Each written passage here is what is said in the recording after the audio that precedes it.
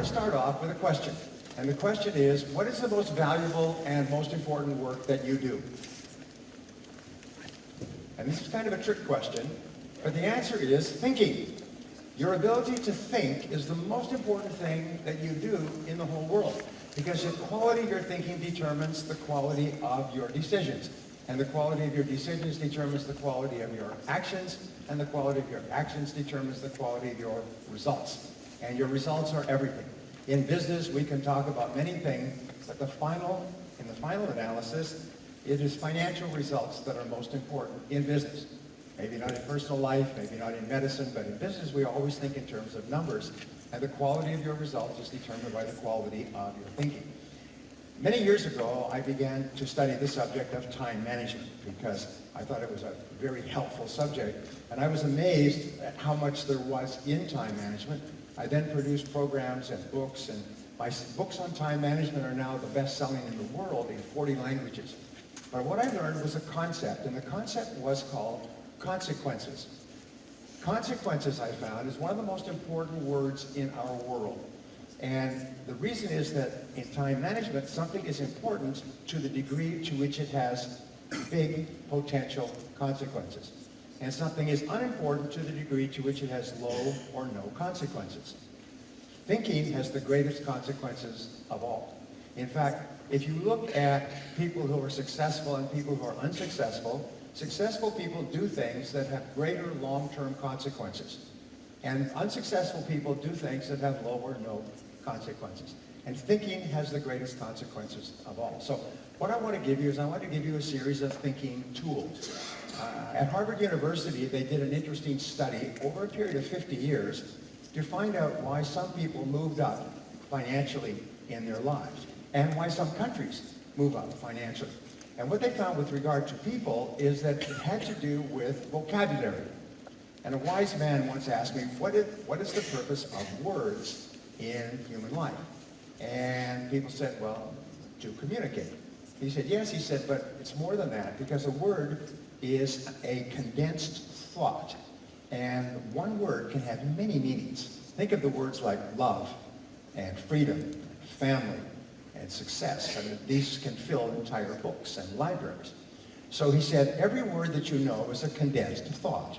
The more words that you know, the better you can think, because you can put these words together into more complex thoughts. As a result, you can think better and make better decisions. So what they found is that worldwide is people who have the very best vocabularies rise to the top of their societies. The more words that you learn and understand, the better you can think, the better results you get, the better life you have. Well, at the same time, the things we'll talk about today are like words. They're condensed thoughts. They're ideas that apply to business. And when you take these and you put them together, you can think much better about getting results in business. So let us begin. When I started off, I started my own business in 1978. And I say when I started my own business for the first time, after working for other companies for many years, I learned how to sell again. I had to sell my house, I sold my car, I sold my furniture. I sold everything that I had, and I had to borrow from my friends and family to stay alive. And I was shocked, because there are maybe 50, 100 million businesses in the world. What could be hard about starting a business? And it was amazing. What I learned is every new business startup starts off with great hopes and then immediately goes into a dive, like an airplane diving toward the ground. And the job of the business owner at the beginning is to try to stop the airplane from crashing. Crashing means you run out of money and you can't get any more money, and so you crash. They find that 80% of new businesses fail worldwide. Why? It's because the people lose all their money before they figure out how to make a profit. Now, if you find out how to earn more money than it is costing you to be in business, it's like an airplane. You pull the airplane out of the dive and your business starts to grow. And this is called the sigmoid curve. Your business goes into a decline phase, which is the growth phase, where you are learning at an incredible rate. By the way, when you start a business, get married, introduce a new product or service, start a new job, you go into this very fast learning phase, and then as you learn, you start to turn and you start to come out and you begin to grow. The business begins to grow. It's actually, let's see if I can do it like this.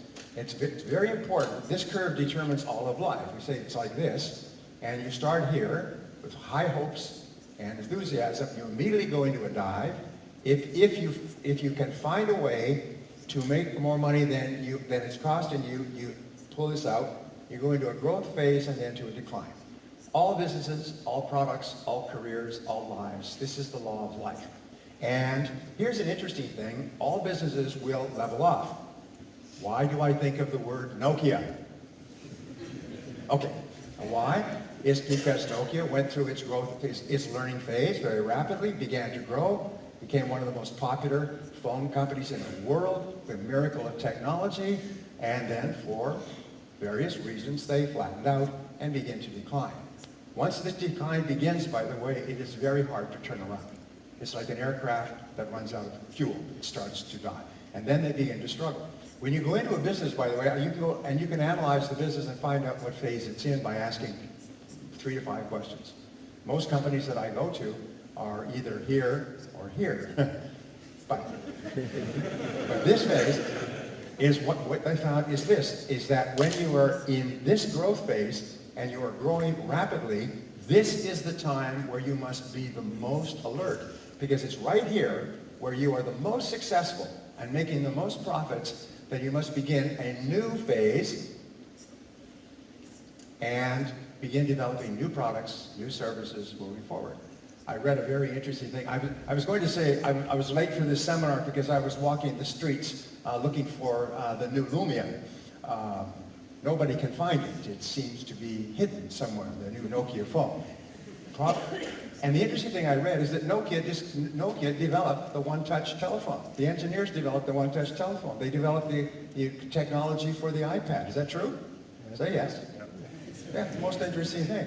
Why didn't they develop it? Well, because they were at this stage and they said, we're so rich, we don't need that new technology.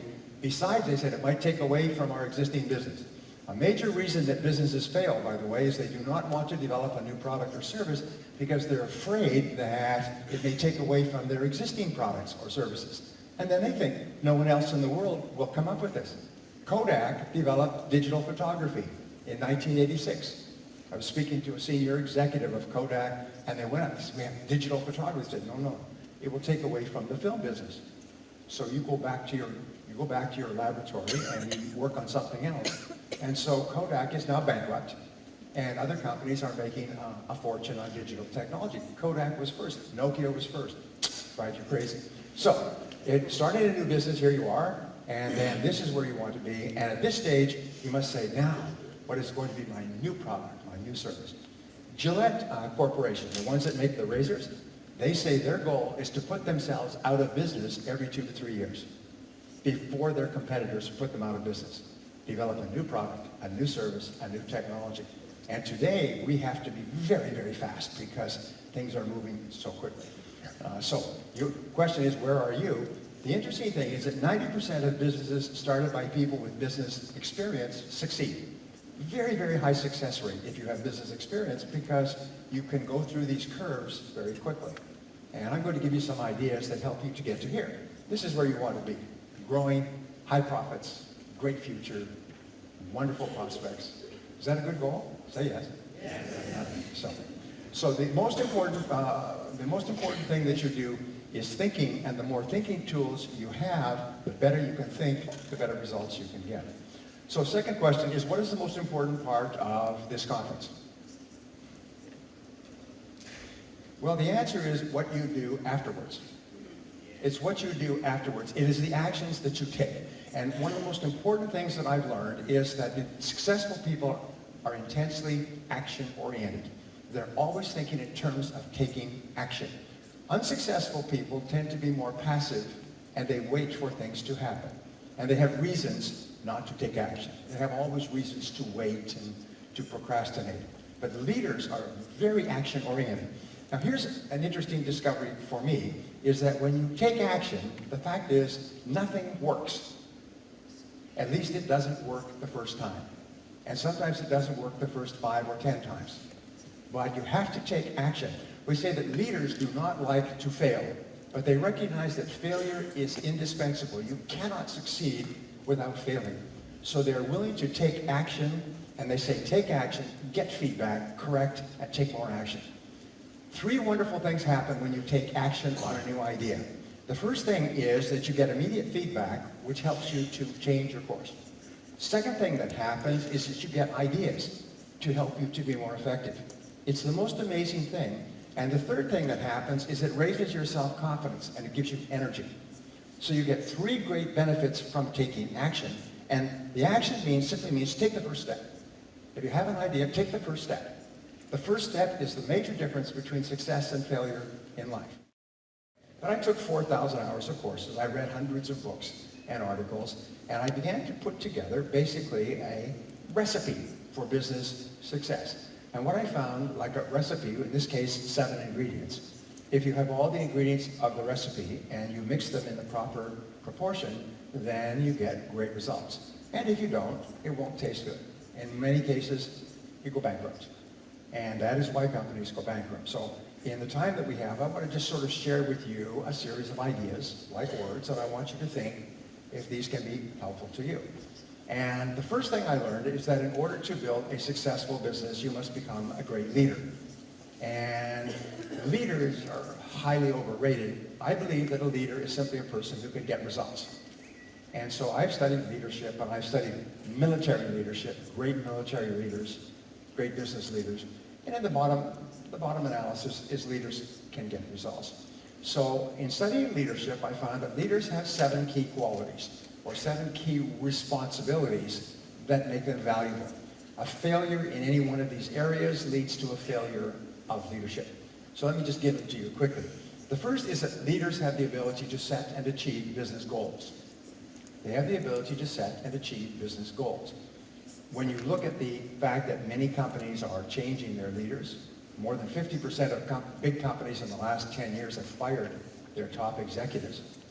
It's because why? They went back and Fortune magazine did a study and they found it's because they did not get results. They were hired and put in that position to get certain financial results and they did not achieve it, so they replaced them and brought in someone else. So number 1 is to set and achieve business goals, and everyone who is required to achieve the goal must be clear about the goal.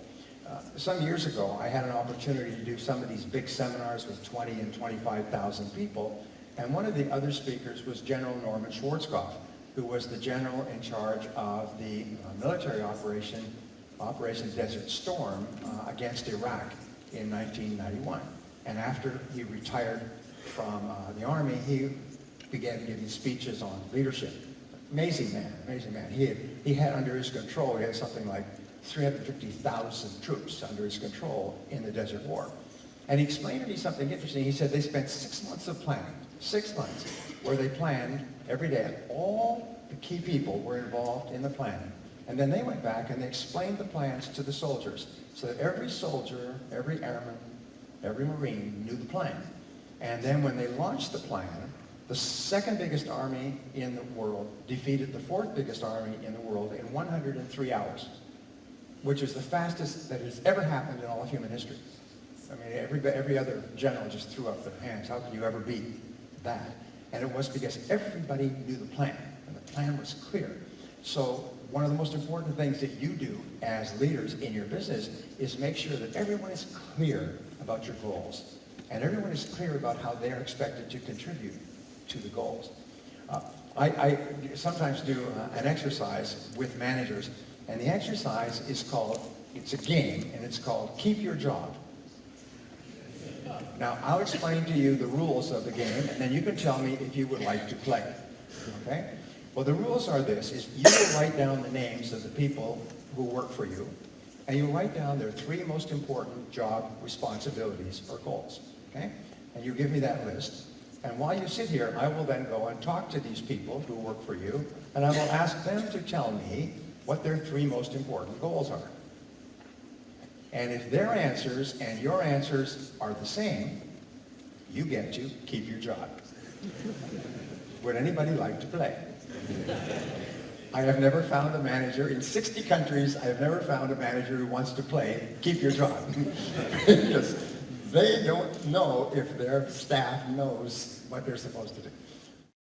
Well, the second quality of leaders is that they have the ability to innovate and market. Innovate means finding better, faster, cheaper, easier ways to accomplish the same result.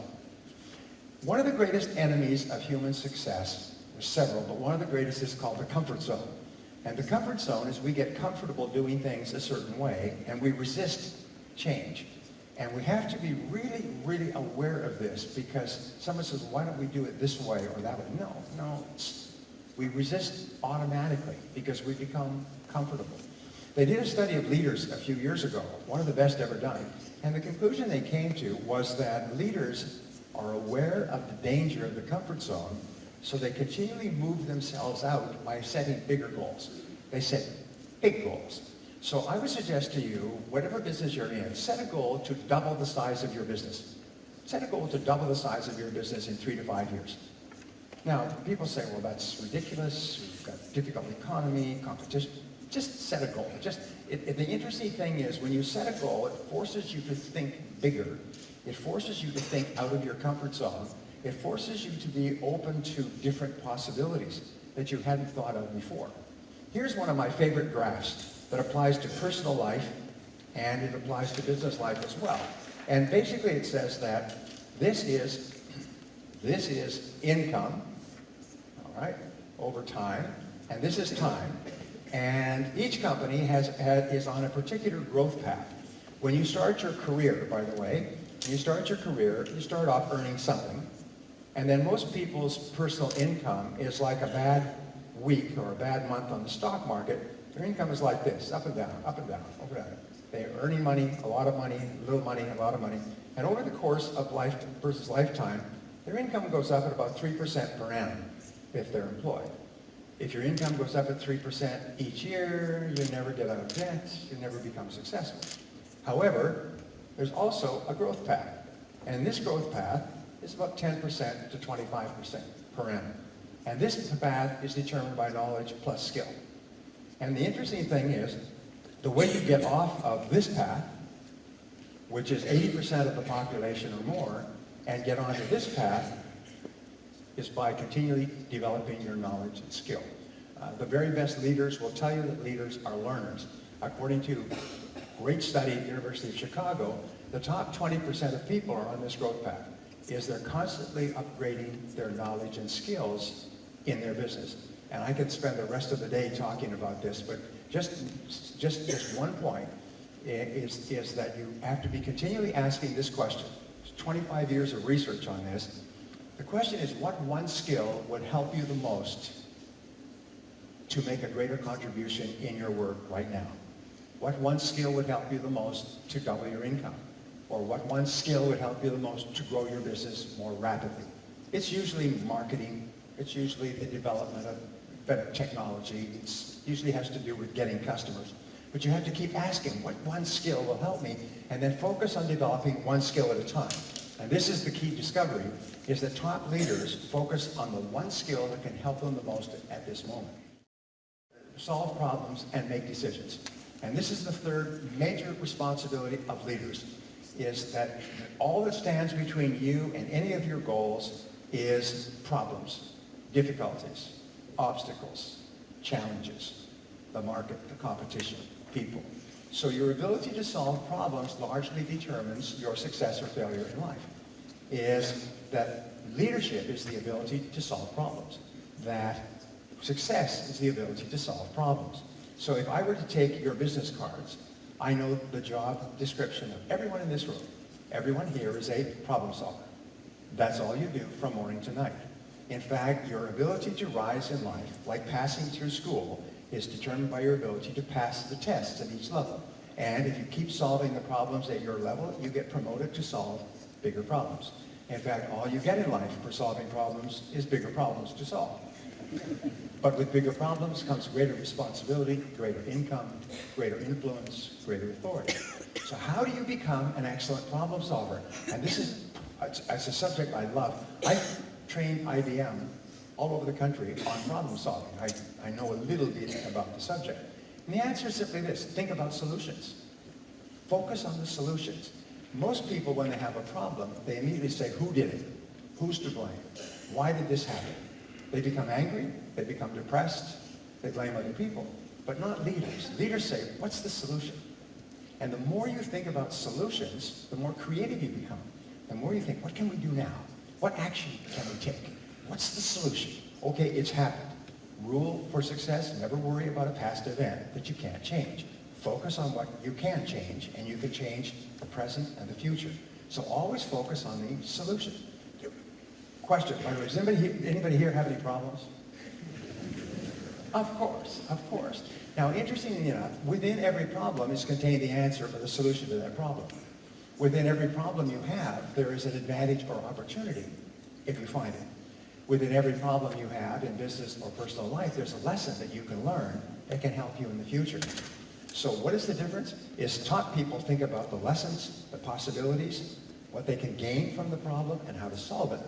Average people think about what happened and who's to blame. So your job is simply like a searchlight. Take your brain and constantly think of what are all the solutions. My favorite exercise is this, by the way. Like this is not even in my talk, but it'll make you rich. Is take whatever your problem is and write it at the top of the page in the form of a question. Let's say you want to double the size of your profitability in the next 3 to 5 years. So say, how can we double our profitability by December 31st, 2015? Be very specific about the amount and the time. And then write 20 answers. I call this the 20 idea method. Just keep writing 20 answers. Sometimes I'll come up with 30 answers. When I take management and companies through this, they'll come up with 30 or 40 answers. Just take and develop 20 answers to the question, and you will be amazed. You say, well, we could do this. By the way, there's 4 ways to change your life or your business. Only 4. And here they are. Number 1, you can do more of certain things. Number 2, you can do less of other things. So what should you do more of? Do more of the things that you're getting the best results from. What should you do less of? Do less of the things that you're not getting good results from.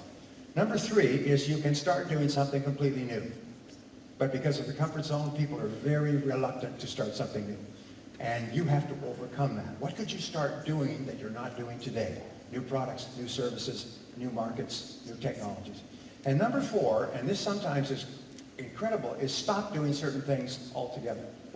Here's a rule in life, is you can only get your life under control by stopping doing things. You cannot become more efficient or more effective and do more things. You've got to stop doing things of low value or no value.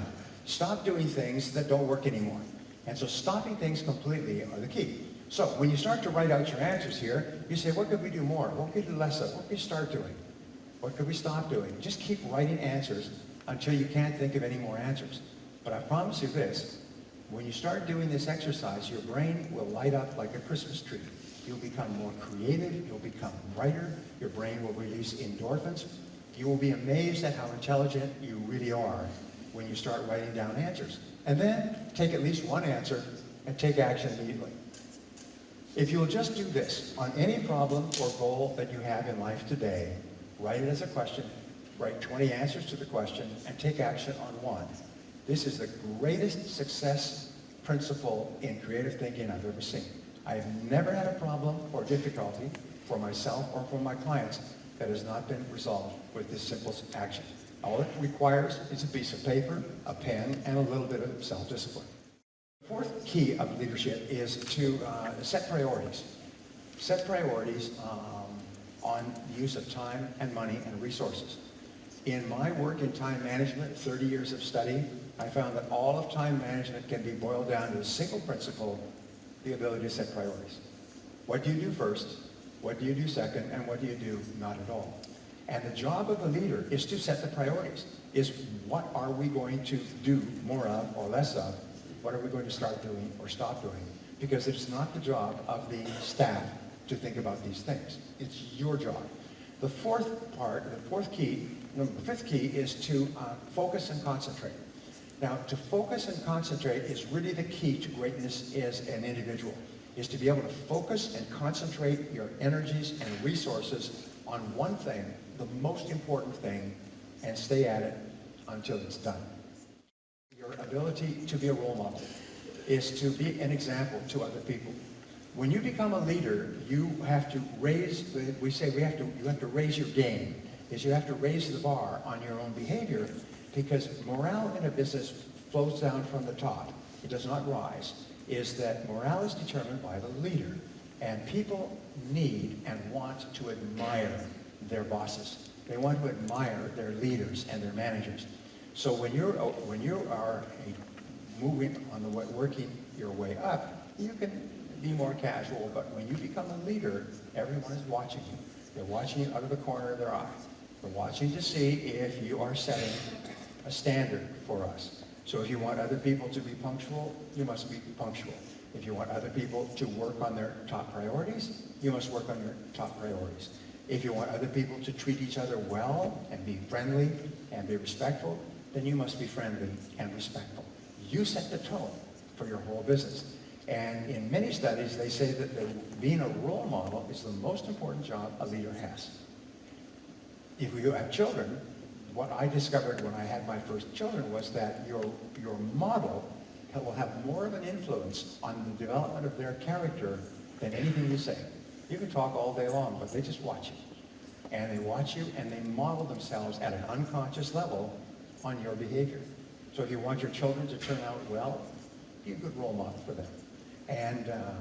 And the final requirement for leadership is the ability to perform and get results.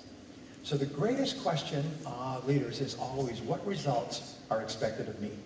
What results are expected of me? Not activities, but what are the results? And of all the results that are expected of you, what are the most important results? In time management, there's a great question. And I think it's a question that is one of the most important I've ever heard. It's this, is what is it that I, and only I, can do that if done well will make a real difference? This is something that no one else can do and no one else will do it. But if you do it and you do it really well, it can make a major difference in your business and in your life. And there's always an answer to this question. And this is usually the most important thing that you could do to contribute to your company. Peter Drucker had this wonderful observation. He said, if you just change the word in business from success to contribution, you'll solve all your problems. And I think that the word contribution is one of the greatest words in our lives. What can you do to increase the value of your contribution to your business, to your friends, to your family, to your community? Because there's a wonderful thing, Hans Peter and I were talking about this, is the more you contribute to your world, the better you feel about yourself. All human beings want to be happy. And how do we become happy? Well, happy is just a byproduct of making a valuable contribution to the lives of other people. What is the key to business success? 90% of business success is to have a great product or service in the first place. And the reason this is such a shocker to me was because I'm surrounded by a lot of entrepreneurs who are looking for smart, clever, tricky ways to sell their product, but not focusing on making the product excellent. And over the years, I have studied the subject of product quality and the relationship between product quality and sales and profitability. There's more than 50 years of research at Harvard, and they did a series of studies, and they're called the profit implication studies. Basically, what are the different things that companies do? And they studied thousands of companies that seem to be consistent with high levels of profitability. And what they found was that there's the highest single correlation in profitability is perceived product quality. If people think that your products are high quality, they are going to buy more of them. They are going to buy them faster at less costs of advertising or promotion. They are going to pay more money willingly. They'll put the money in your hands, and you'll have high levels of profitability. Here's a great question. What is the most important sale to a customer? Of all the sales that you make, what's the most important sale? And the answer is the second sale. The first sale you can get through discounts, deceit, advertising, promotion, aggressive sales techniques. You can always get the first sale. But the second sale, when the customer comes back and buys from you again, is when the customer says, you kept your promise. Your product did deliver what you said it would do when I bought it the first time, and I'm back. So the second sale is the most important thing. All top business people think about the second and the third and the fourth sale while they're making the first sale. So having a great product is the key. Now, how can you predict the future of your business? It's real simple. Ask yourself what percentage of people who use your product afterwards say, this is a great product. What percentage of people describe your product as a great product? Great, excellent, wonderful. Or a great service. Or when they do business with your company, they say, that is a great company. I like that company. Because this is the number one single factor that determines your success, is the percentage of your customers who describe you as a great company with great products or services. So, you take your 20 idea method and you say, what could we do to be sure that everyone describes our product as a great product, or our service as a great service, or our company as a great company? What do we do? And just think of all the answers. Now, here's a great question that you can ask, is you can ask, on a scale of 1 to 10, Mr. Customer or Mrs. Customer, do you feel that our product or service was a great product or service? Customers, by the way, will make you rich if you ask them. If you ask them for their opinion. Mostly, we don't ask because we don't want to know. Okay. So we ask, we say on a scale of 1 to 10, was this a great product or service? Was this a great experience for you? And if the customer says, well, on a scale of 1 to 10, I would give you a 6 or a 7. Well, that's not very high, but it's better than a 3 or a 4. So I give you a 6 or a 7, and then what question do you ask? What would we have to do to earn a 10 in your estimation? And you know what? Your customers will tell you, well, if you want me to give you a 10, you have to do more of this or less of that. You'd have to start doing this or stop doing that. And if you do what your customers tell you to do, they will then say, this is a great product. By the way, there's years of research on this simple concept.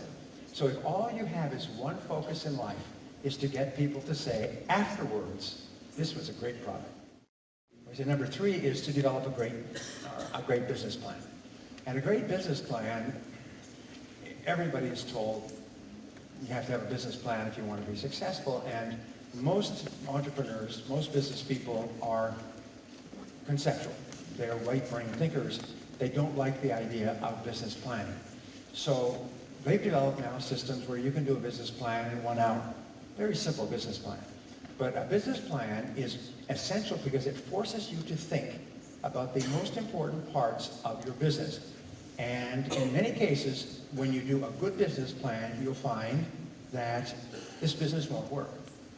A good friend of mine who started with nothing, came from a poor family, and is today very, very wealthy, was telling me that he spent 6 months planning to go into a new business. And it looked like a good business. On the surface, it seemed to be quite profitable.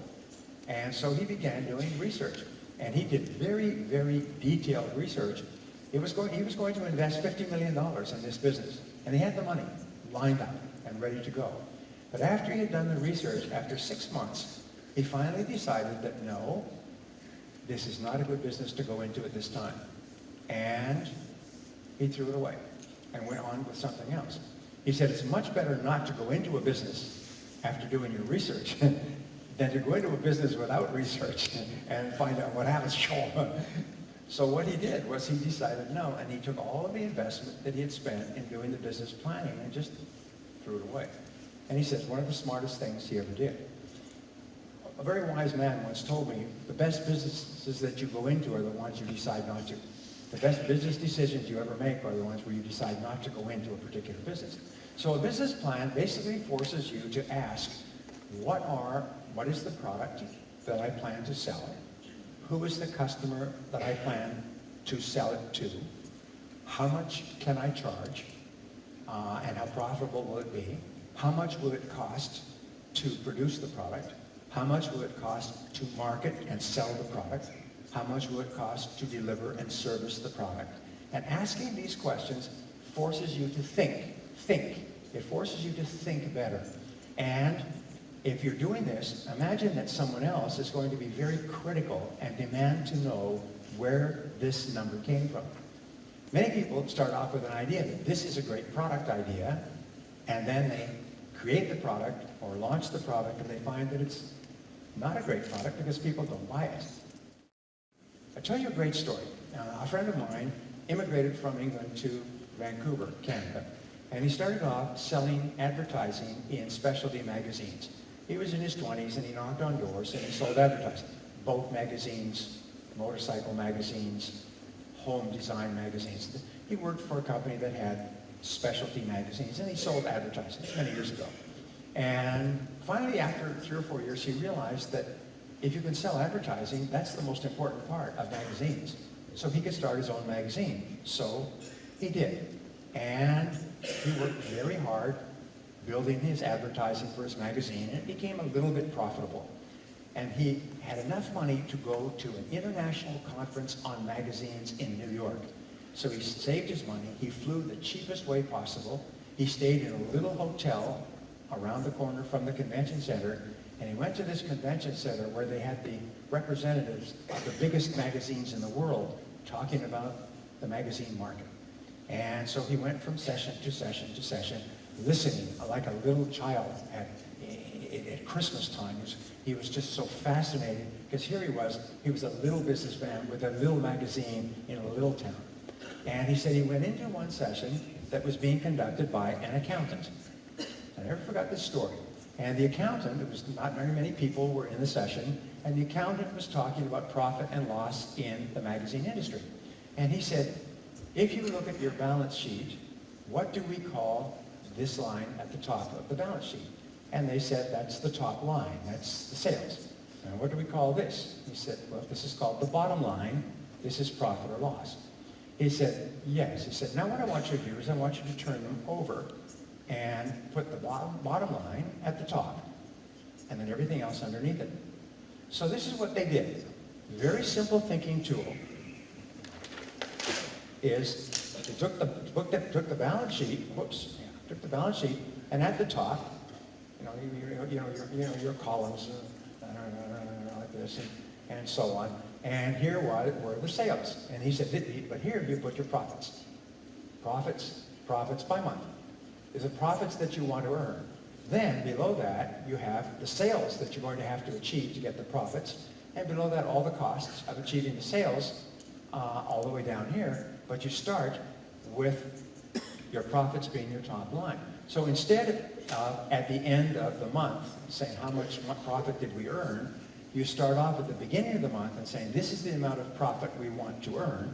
What will we have to do to achieve that profit? He said he took that idea back. He applied it to his little business. Today he owns 32 magazines. He's one of the wealthiest people in the city and one of the most respected people in the business community. I went and spoke for him. He had 330 executives from his magazine empire. He said, we have never had a loss in a magazine in a month or a quarter or a half year or a year. Every single magazine executive, every manager is focused on the profits before everything else. The reason I pass that on to you is because it is a great concept. He said that this one concept from one accountant in one session made him rich. Because most people wait until the end of the month and say, how much money did we earn? What he said, what he does, every single person starts off with a profit responsibility at the beginning of the month, and then what will we have to do to achieve that profit? Just a thought. So a business plan is essential, and with regard to a business plan, I want to give you a concept which to me is so important. It's considered by many to be one of the most important concepts in business, and I call it the number. Jim Collins, who wrote the book Good to Great, calls it the economic denominator, but I had been teaching this in my business courses for 10 years before he wrote about it. I'm not saying that he got the idea from me, because all smart people use the same concept. So we call this the number. And the question is, what is your number? What is your number? What is your number? And this number is the one number that more predicts success or failure in your business than any other single number. What is the number? And I've worked out that there's about 35 different numbers that companies use. There may be more, but there's about 35. If you get the wrong number, or you're focused on the wrong number, what happens is you go off in a completely wrong direction, and your business will not succeed, and sometimes it will fail. I'll give you a very simple example. I was doing it in a strategic planning session recently, and we brought in a strategic planner for this company that I'm on the board of directors with.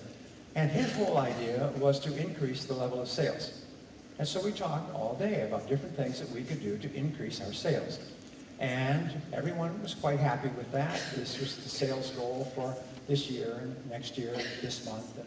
And then one of the directors, very smart guy, said, I don't think that this is the right number, the sales number.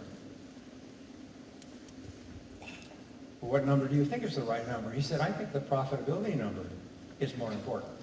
Is that we should be focused on profits, not on sales. Because you can have very high levels of sales and be losing money. But if you have high levels of profits, profits are real numbers. And everybody in the room went, of course, we were looking at the wrong number. Because you can spend too much. Have you noticed that each year you read about companies that are huge companies that are doing billions of dollars in sales or billions of euros, and they're reporting huge losses? Have you seen that? You see it all the time. How can this be? They're making so many sales. Because do you know why? Their focus is on the sales number, not on the profit number. And as a result, they can actually go bankrupt. And many of these companies do. How do retail businesses estimate? What is their number? Well, for example, Apple today retail stores, they focus on sales per square foot. That's what we use. Their sales per square foot in Apple stores are the highest in the history of the world. They're $4,650 per square foot. The second highest in the world is about $3,000 per square foot. Apple's is substantially more. So they focus on sales per square foot. Other people focus on sales per customer. In other words, how much does each customer buy? Other companies will focus on sales per person. Some companies will focus on return on investment, the amount of money invested in the business, or the most popular number is return on equity, the amount of money that the owners have invested in the business. What is their rate of return? If you look at real estate, there's all kinds of numbers. So the question is, what is your number? What's the most important number in your business that predicts your current success and predicts your future? And if you get the wrong number, you can go off in the wrong direction. If your focus is to increase sales, which is the focus of most businesses, you can get more sales. All you have to do is advertise enormous amounts and sell your product below cost. That's a very clever strategy. That will last for a couple of months before you're bankrupt. So what is your number? What's the most important number? Here's an interesting concept. Good people are free. Good people are free. Poor people are expensive. But good people are free, and they're not only free, they're free plus a profit. Good people contribute far more in value than you pay them. Not only do they contribute their own income, their own salary, but they contribute much more. So if you take a course in microeconomics at the university, which I did, they'll find that a company can keep hiring people as long as each person is free plus a profit. As long as each person is contributing more than they cost, the company will continue to hire. If the economy recedes, then they have to let people go until they reach a point where each person is contributing more than they cost. It's really simple. So what is your job and my job in the world of work is to contribute more than we cost. And the greater the distance between how much we cost and how much more we contribute, the more valuable we are. So all successful people financially are people who are free plus a profit. And companies will hire you and pay you more money. Someone comes to me and says, I want you to earn $50,000 a year. I say, sure, I'll pay you $50,000 if you can earn me $100,000. As long as you are free plus a profit, I will hire you. It's a very simple equation. If you're not, I can't afford to hire. And number 4 is attract great people. Attracting great people is So important. And it is an art, and it is a science, and it is something that you learn from experience. When you start off in business, as I did, you'll find that your ability to hire the right people is very low, and you make a lot of mistakes. You hire the wrong people, you keep them there for too long, you put them in the wrong jobs, you pay them too much money. We say that 85% of our problems in life come with hair on top. In other words, they're other people problems. And new managers make a lot of mistakes in hiring. So we say 95% of your success will be determined by the people that you hire to work for you. And the very best companies hire the best people. And the second best companies hire the second best people. And the third best companies are on their way out of business. So learning how to interview and select and hire people is a core skill for business. If you cannot do that, you haven't got a chance.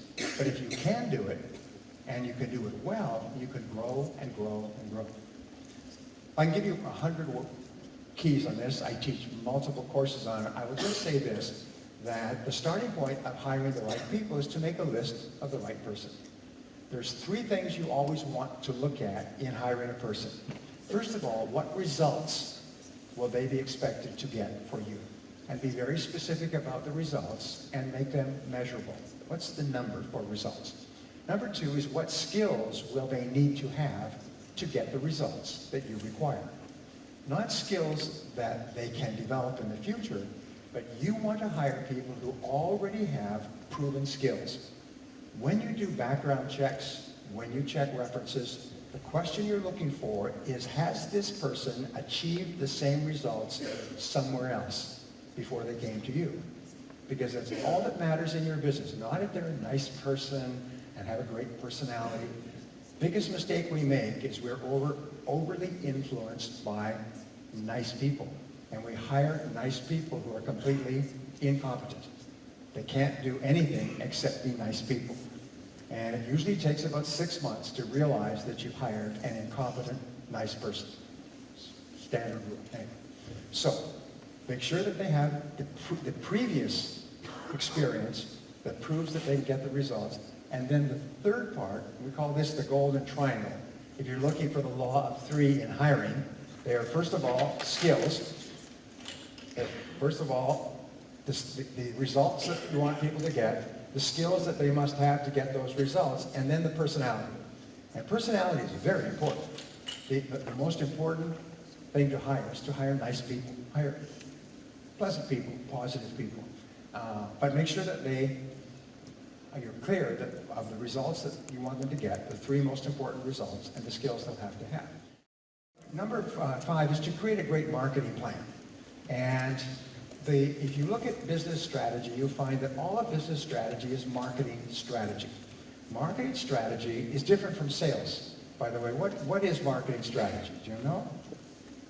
Well, marketing strategy is the ability to attract customers to your product or service. It's like attraction. It's like magnetism. How do you get people to raise their hand and say, I am interested in your product or service? And this requires the most important of all thinking that you do. Every major mistake in business is a mistake in marketing.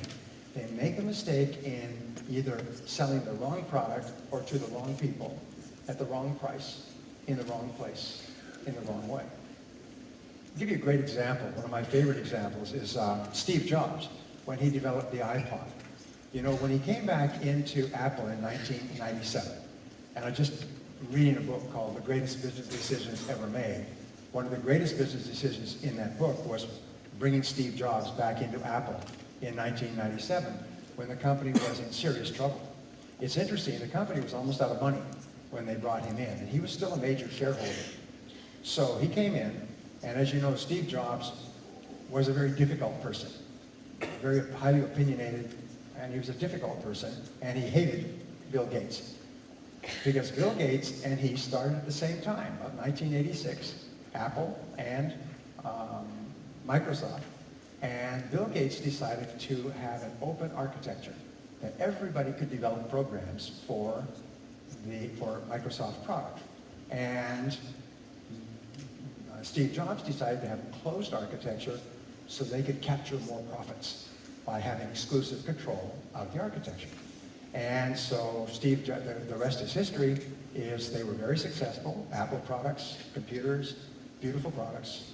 People loved the products, but they had a closed architecture and limited amount of software. Bill Gates opened up the software and everybody in the world used it.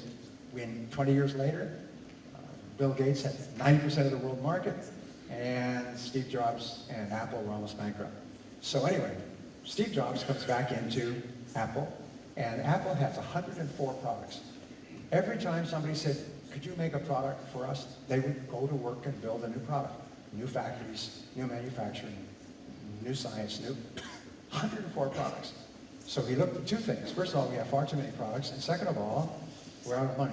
So you know what he did? He called Bill Gates. He said, called him, and he didn't like him. He had to grit his teeth. Bill, yes? He said, we're almost broke, we need some money. Bill Gates said, how much money do you need? He said, we need $150 million to get through the year. He said, okay, I'll give it to you. He said, I don't think it's a good idea for Apple to go out of business. And he signed him a check and sent him $150 million. And saved Apple. Even though Steve Jobs had been attacking him for years and years and years. That's the mark of why Bill Gates is such a great businessman. And then the next thing that Steve Jobs did was he said we're going to reduce the product line to 4 products. And he eliminated 100 products. And they all went crazy. He said, you can't do it. But he did it. And then he said, then we're going to introduce new products. And he came out with the iPod, which had music. But in order to have the iPod, he had to have iTunes, so that there was something to put onto the iPod at 99 cents each. And nobody had ever heard of something like this, so they looked at the marketing, what can we do? And he finally came up, and Steve Jobs came up with this, 1,500 songs in your pocket. That's our advertising line. 1,500 songs in your pocket. Sold 50 million copies, transformed Apple, turned it into one of the most profitable companies in the world. Then they came out with a telephone, the same phone that Nokia had developed some years ago. So in marketing, basically, you're looking for 4 things. First of all, it's called specialization. Specialize in a particular product or service or customer. Specialize. What is the biggest retail operation in the world? Do you know? It's Walmart. Walmart is the biggest private company in the history of the world, 1.4 million employees, the biggest retailer in the history of the world. Walmart has one focus in terms of specializing. They specialize in customers who live from paycheck to paycheck. That's their internal strategy. I've worked with Walmart. Wonderful people, by the way. They have this obsession with getting prices lower for people who live from paycheck to paycheck. People who don't have any extra money. People who can't buy something that doesn't work. Walmart has an unconditional refund guarantee for everything you buy from Walmart. No questions asked. They want to make it so easy for people to buy good quality products at low prices. So that's their specialization. They don't sell to wealthy people. They don't sell to businesses. They sell to people who have limited incomes, who live from one paycheck to the next. And in the US, I don't know what it is in Finland, but 70% of the population lives from paycheck to paycheck. So that's a pretty good market to go after, wouldn't you say? 70% of the population? Big, most successful company in the world. Well, you have to specialize in a product or a service or a customer, particular customer. McDonald's specializes in people who want to eat quickly, good quality, inexpensive, clean, good value, and they want to eat quickly. They don't try to be a gourmet restaurant. They just serve that level of people who want to eat quickly and eat good food, reasonably good food. Biggest restaurant chain in the world by specializing clarity. Second is differentiation. The second part of marketing is differentiation, and that means that your product or service is superior in at least 3 ways to your competitors. And the area of superiority, the area of excellence, has to be clear to you and clear to your customers. Your area of what we call competitive advantage. What gives your product an advantage over your competitors? Imagine that a customer were to ask you that I am trying to decide whether to buy your product or this product or that product. Why should I buy your product? Why is it to my benefit or advantage to buy from you rather than from someone else? Your answer must be so quick and so clear that they say, oh, in that case, I'll buy yours. So what is your competitive advantage? And the rule is that if you don't have a competitive advantage, something that makes you superior, clearly superior to your competitors, then you must develop a competitive advantage. Okay, number six is develop a great sales process. And we will talk about that at great length a little bit later. We'll talk about that this afternoon, is a great sales process. Every top company I've worked with has got a beautiful sales process, because the first key in business is marketing, which is to attract people, but the key is to convert them into customers. They may come into your store, but you don't want them to turn around and walk out. They may agree to talk to you because of your advertising and your promotion, but you don't want them to say, well, let me think about it, and go and talk to your competitors. You want to be able to convert them. So your conversion ratio in business is the determinant of the income in your business. It's the determinant of your revenues, your profitability, your growth, and your entire future. If you can increase your conversion ratios from interested prospect to customer, you can conquer the world. And this is a learnable skill. The most important thing I've ever found about business that transformed my life is that all of these skills are learnable skills. You can learn any business skill. Well, number 7, and the 7th is something we could spend 2 or 3 semesters on, is develop a great customer experience. This is the key to the future, a great customer experience. You want customers to be happy. I will say this afternoon, but I say, what is the key to business success? It is to make your customers happy. Make them happy that they did business with you, that they bought your product or service. And everybody in your company has to be thinking, how can we make our customers happy? And then, how can you make them happier than your competitors? Because customers, almost like a moth that goes to the flame, or bee that goes to honey, customers go to the businesses that make them the happiest. And they come back over and over again.